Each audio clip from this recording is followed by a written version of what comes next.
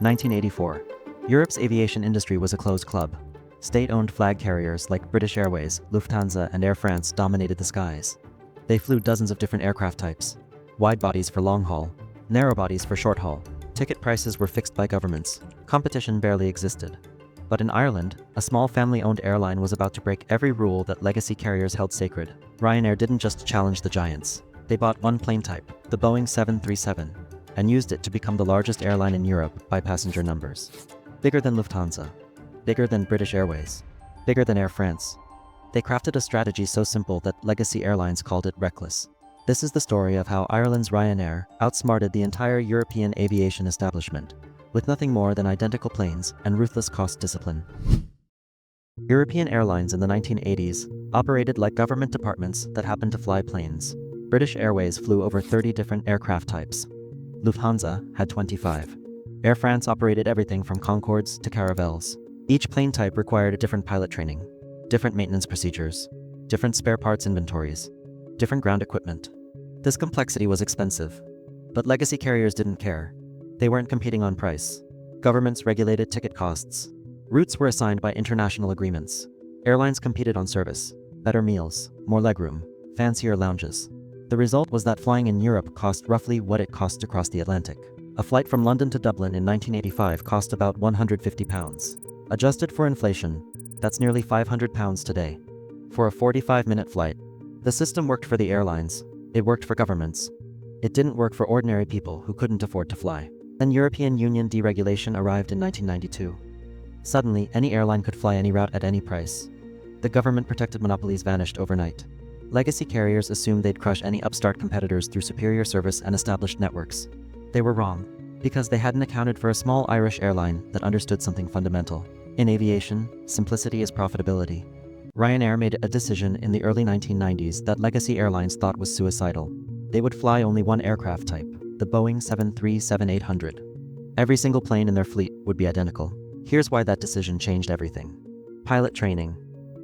When you fly multiple aircraft types, each pilot must be certified on specific planes. A 737 pilot can't fly an A320. This means airlines need separate pilot pools for each aircraft type. Ryanair's pilots can fly any plane in the fleet. No restrictions. No complexity. If a pilot calls in sick, any other pilot can replace them. Schedule disruptions become easier to manage. Negotiations with Boeing. When you're ordering 5 planes, Boeing offers standard pricing. When you're ordering 500 identical planes, you have leverage. Ryanair orders 737s in massive batches, 50 at a time, 100 at a time. Boeing gives them discounts that legacy carriers paying list price can't match. Industry estimates suggest Ryanair pays 30 to 40% below catalog prices. But here's the part that really matters. All of these savings compound. Lower pilot training costs mean you can pay pilots less and still be competitive. Lower maintenance costs mean higher aircraft utilization. Better pricing from Boeing means lower capital costs. When you add it all together, Ryanair's cost per seat is about half what legacy carriers pay. That difference is the entire business model. The single-plane strategy unlocked operational advantages that legacy airlines couldn't replicate. Ryanair doesn't just save money on training and maintenance. They operate faster. Turnaround time. This is how long a plane sits at the gate between flights. For legacy carriers, it's typically 45 to 60 minutes. Ryanair targets 25 minutes. They can do this because ground crews know exactly how to service a 737. No complexity, no variation. Unload bags, clean cabin, refuel, load bags, board passengers, depart. The same process on every single flight. Faster turnarounds mean more flights per day per aircraft. A legacy carrier might get 8 hours of flying time from one plane per day. Ryanair gets 12. That's 50% more revenue from the same asset. Route network. A legacy airlines run hub and spoke systems. Passengers fly to a central hub, then connect to their destination. This requires larger planes and more infrastructure. Ryanair flies point to point. No connections, no hubs, just direct flights between cities. The 737 is perfect for this. It seats about 200 passengers. Not too big, not too small. Economical on both busy and thin routes.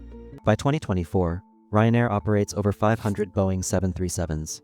They carry more than 180 million passengers per year. That makes them the largest airline in Europe by passenger volume. And their average ticket price is around €40. Legacy carriers charge 3 to 4 times that for the same routes. The question everyone asked in the 90s was whether passengers would accept no-frills flying. No free meals, no assigned seats, no business class. The answer turned out to be yes. Because 40 euros to fly across Europe beats 150 euros with a free sandwich. Once Ryanair's success became obvious, legacy carriers tried to compete. British Airways launched Go, KLM started Buzz, Lufthansa created Germanwings. All of them attempted to copy the low-cost model. All of them failed or barely survived. The only legacy carrier that succeeded at this was Lufthansa, and only partially. Their subsidiary Eurowings survives but operates at significantly higher costs than Ryanair. It works mostly because Lufthansa subsidizes it as a defensive strategy to prevent Ryanair from taking more market share. Ryanair's success hasn't come without costs. The airline has faced criticism for how it treats both passengers and employees. Their customer service reputation is poor. Hidden fees for everything from checked bags to printing boarding passes. Seats that don't recline, no legroom. Aggressive upselling at every step. Labor relations have been contentious. Ryanair famously resisted unions for years. Pilots and cabin crew complained about low pay and poor working conditions. Several strikes disrupted operations in the late 2010s. The airline has since recognized unions and improved conditions. But the relationship remains tense. There's also an environmental consideration. By making flying so cheap, Ryanair has dramatically increased the number of flights in Europe. More flights mean more emissions. Critics argue that 40 euro tickets encourage unnecessary travel and make Europe's carbon reduction goals harder to achieve. The competitive impact has been brutal for smaller airlines. Regional carriers that once connected secondary cities have disappeared. Ryanair enters markets, undercuts everyone, and forces competitors out. Once dominant, they control pricing. This has led to accusations of predatory behavior, though European regulators have generally allowed it. Despite these criticisms, Ryanair's influence on European aviation is undeniable.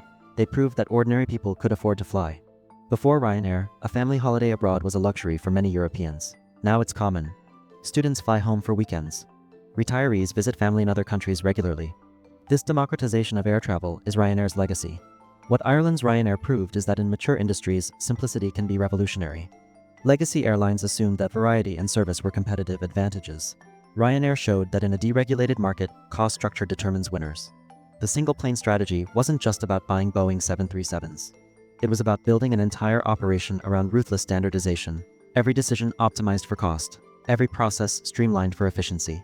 Nothing that didn't directly contribute to getting passengers from point A to point B at the lowest possible price. This same principle shows up across industries.